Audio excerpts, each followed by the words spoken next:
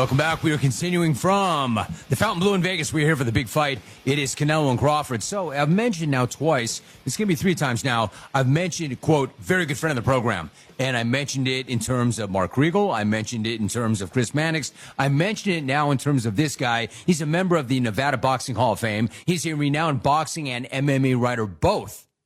He announced his retirement in June. He's covered combat sports for over 4 decades. He's somebody I hold in very, very high regard. I'm glad he made the trip over to the studio. Kevin Iole joins me right now. Kevin, my man, I thought you were retired. What's going on, dude? I get back to work for 1 week. A big fight comes to town finally, and instead of going to Riyadh, and now I get to work a little bit. All right, so I love it. So how is retirement? What's it like, man? You went so hard for so long, except you loved it. You love the fight game. You love combat sports. So you probably were one of those guys who, like, yes, it was a job, but it was a passion. But now you've got time. What's it like?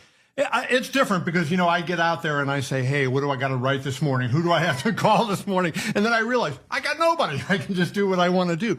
But I'm enjoying it, right? And I'm watching the fights still. I'm still engaged in all the fights and getting on like that. So that's good for me, right? I'm able to tweet a little bit. I'm able to get out there, talk to some people, and kind of have an idea of what's going on, but I don't have the pressure that I had before, and I don't have to just grind it like crazy. All right, Kevin, something is really interesting. Your coverage of the final event of your career was memorialized by your friend, George Zapata. It's a documentary called Ink, Blood, and Legacy, The End of an Era. It celebrated your career and your last night of working. I've got to know, after devoting your entire career to chronicling the achievements of others, what was it like to be the focus of a doc yourself? It was so weird, Jim. And I have to say, the first thing that was odd for me was I'm not used to being the story. As a journalist, like, you are not wired to be the person that they're talking about, right? I'm going to talk about Jim Rome. I'm going to talk about Michael Jordan. I'm going to talk about Bud Crawford.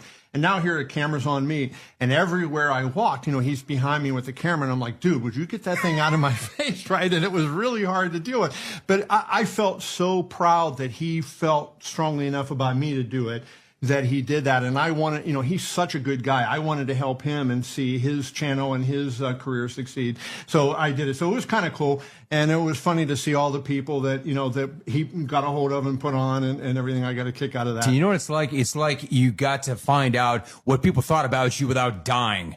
Exactly. Normally you have to die to find out that people like you and respect you. So you got that. So where do people find the doc if they want to see it? So if you go to YouTube, that's the best place, and then go to the Zapata Brand Podcast, Zapata. It's under there, and if you search on his channel, you'll be able to find it. Kevin Iole is joining us. So, Kevin, I got to ask you. I'm going to ask you what you just asked me, but I'll ask you directly.